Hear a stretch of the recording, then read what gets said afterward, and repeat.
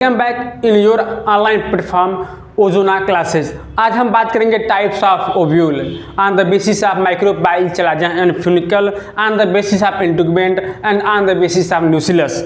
तो पहले हम बात करते हैं on the basis of micropyle chalaza and funicle, और on the basis of micropyle chalaza and funicle पे आप बात करेंगे तो 6 टाइप का ओव्यूल पाया जाता है। तो फर्स्ट टाइप जो ओव्यूल है आर्थोट्रोपस ओव्यूल, इसे हम एनाट्रोपस ओव्यूल भी कहते हैं। इस ओव्यूल में आप देखेंगे जो माइक्रोबाइल चलाजा और फ्यूनिकल है तीनों एक सीधी रेखा में पाए जाते हैं, इसलिए इसे हम बोलते हैं इरेक्ट टाइप ऑफ ओव्यूल। और इसका एग्जांपल खासकर है रूमेक्स और पॉलीगोनम।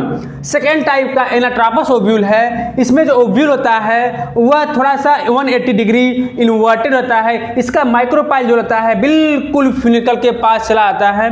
और इसी प्रकार एक टॉपिक और क्वेश्चन पूछता है, इसका माइक्रोपाइल जो हाइलम पे होता है लगभग 90 एंगल पे होता है, 90 डिग्री एंगल पे होता है। एक बात और, इसका माइक्रोपाइल चलाजा दोनों एक सीधी रेखा में होते हैं, लेकिन माइक्रोपाइल चलाजा और फ्यूनिकल एक सीधी रेखा में नहीं होते हैं। इस प्रकार हम इस ओव्यूल को इन्वर्टेड टाइप ऑफ ओव्यूल कहते हैं। इसका एग्जांपल खासकर है 80% आप एंजियोस्पर्म, जितने भी एंजियोस्पर्म होते हैं उसका 80% आपका एनाट्रोपस ओव्यूल होता है, और such as Tridax and Helianthus. Third type का ओव्यूल है hemianatropous ovule. Hemianatropous ovule में देखते हैं जो माइक्रोपाइल और चलाजा है दोनों एक सीधी रेखा में है, लेकिन फ्यूनिकल उसके सीधी रेखा में नहीं है बिल्कुल, बल्कि जो इसका माइक्रोपाइल चलाजा जो ओव्यूल है इसके ओव्यूल के राइट एंगल में है। मतलब कह सकते हैं जो फ्यूनिकल है 90 एंगल पे स्थित होता है बॉडी ऑफ ओव्यूल के। इसका एग्जाम्पल है रेनकुलस एंड नोथोस्कोर्डम।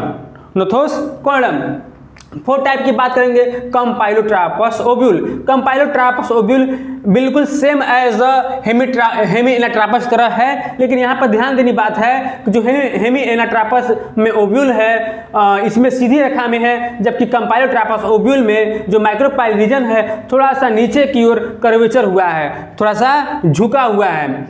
और आप देखेंगे जो न्यूसिलस है थोड़ा सा ये भी कर्वेचर हुआ है, और लेकिन आपका जो एम्ब्रियो सैक है वो स्ट्रेट लाइन में पड़ा हुआ है। ठीक, इसका एग्जांपल खासकर क्रूसीफेरी एंड लेग्यूमिनेसी फैमिली के। और फिफ्थ टाइप में बात करेंगे एम्फीट्रोपस ओव्यूल। एम्फीट्रोपस ओव्यूल भी सेम है किसकी तरह, कंपाइलोट्रोपस ओव्यूल की तरह, लेकिन यहाँ पर न्यूक्लियस के साथ साथ एम्ब्रियो सैक भी कर्वेचर हुआ है।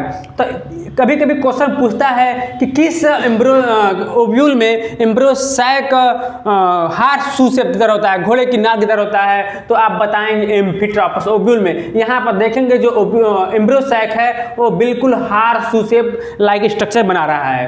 ठीक, इसका एग्जांपल है एलिसमेसी और बुटामेसी फैमिली के। तो लास्ट आपका 6 टाइप ओव्यूल है सिरसिनोट्रोपस ओव्यूल। इस टाइप में ओव्यूल में आप देखेंगे जो इसका फ्यूनिकल है वो बहुत लॉन्ग हो जाता है और ओव्यूल की बॉडी को चारों तरफ से कवर कर लेता है।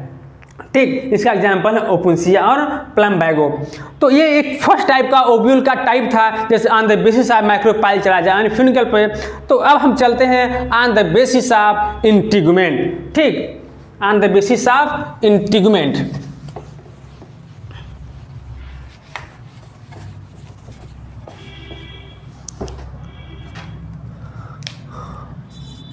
ऑन द बेसिस ऑफ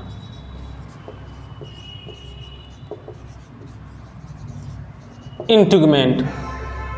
ठीक, अब नंबर ऑफ लेयर जितना रहेगा इंटीग्यूमेंट का उसी के आधार पर उसका हम नाम देते हैं। जैसे मान लीजिए अगर इंटीग्यूमेंट आपका सिंगल है तो उसे बोलते हैं यूनिटेग्मिक।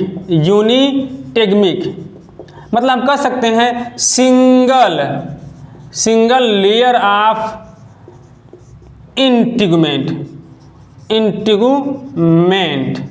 ठीक, इसका एग्जाम्पल खासकर है आपका जितने भी आल जिम्नोस्पर्म है, आल जिम्नोस्पर्म एक्सेप्ट नीटम में एक्चुअल में 2 लेयर ऑफ इंटीग्यूमेंट पाए जाते हैं। कितने? 2 लेयर इंटीग्यूमेंट पाए जाते हैं। इसी प्रकार हम बात करेंगे बाईटेग्मिक बाई टेक्निक में हम कह सकते हैं टू लेयर ऑफ इंटीगुमेंट।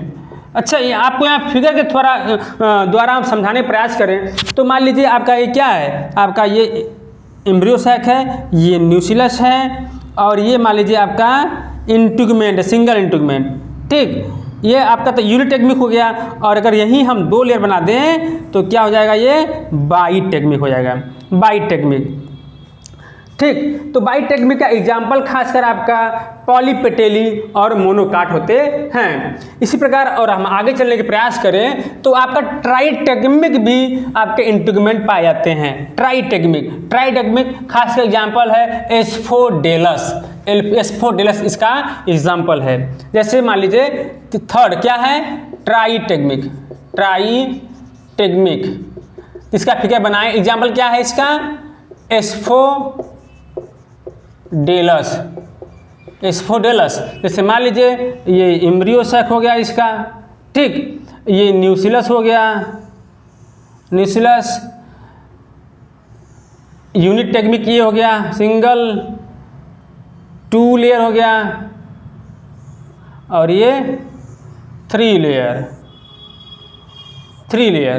तो इसे हम बोलेंगे ट्राईटेक्मिक। एग्जाम्पल क्या है, एस्फोडेलस। लेकिन यहाँ पर ध्यान देना है, कभी कभी किसी स्पीसीज में एक भी लेयर अब्सेंट पाया नहीं जाता है, मतलब कि इंटीगुमेंट अब्सेंट होता है, उस टाइप के ओव्यूल को हम बोलते हैं एटेक्मिक। 4 टाइप का आपके क्या है, एटेक्मिक। मतलब क्या लिखेंगे, अब्सेंट, इंटीगुमेंट अब्सेंट होता है। एग्जाम्पल का क्या है, सेंटलम, लोरेंथस एंड ओलेक्स। तो ये तो बात हो गई ऑन द बेसिस ऑफ इंटीगुमेंट। अब हम चलेंगे on the basis of nucleus की बात हम लोग करेंगे।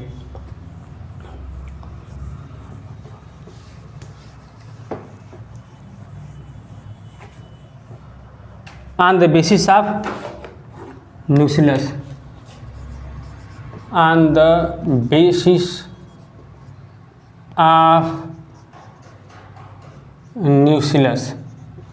तो न्यूक्लियस के आधार पर हमारा जो ओव्यूल होता है 2 टाइप्स का होता है। एक होता है टेन्यूसिलेट,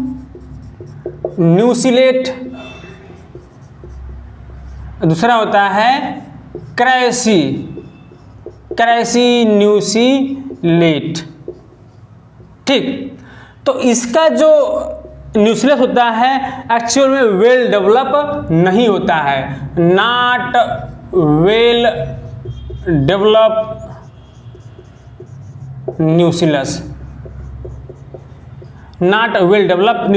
जबकि इसका जो न्यूक्लियस होता है वेल डेवलप होता है, ठीक।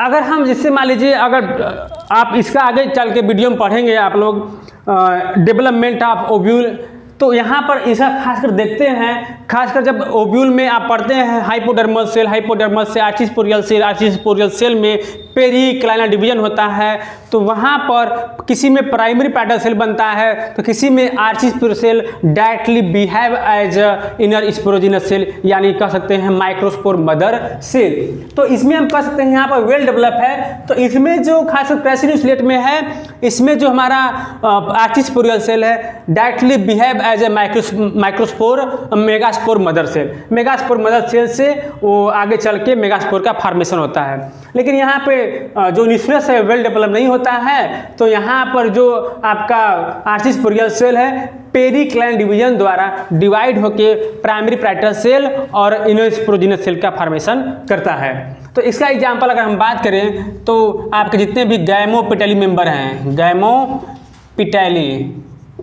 गैमोपेटली मेंबर, और इसके पॉलीपेटली मेंबर जितने भी हैं, पॉलीपेटली इसके एग्जाम्पल हैं, ठीक।